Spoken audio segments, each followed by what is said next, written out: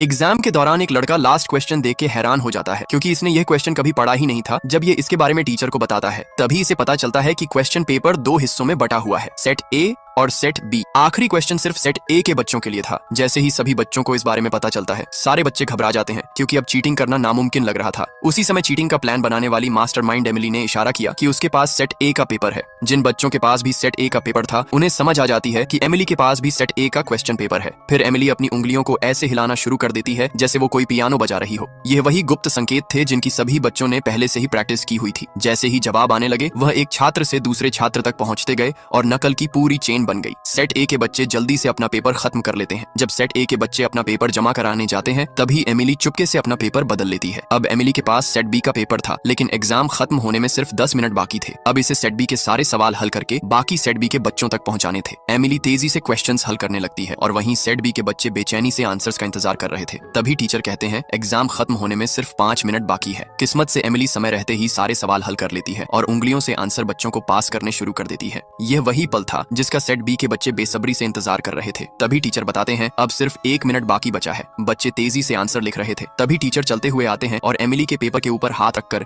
इसे कुछ भी करने से रोक देते हैं। लेकिन तब तक एमिली सारे सवाल बच्चों को पास कर चुकी थी। सभी बच्चे चैन की सांस लेते हैं। अब एमिली देश के सबसे मुश्किल एग्जाम में बच्चों को चीटिंग करवाने वाली थी।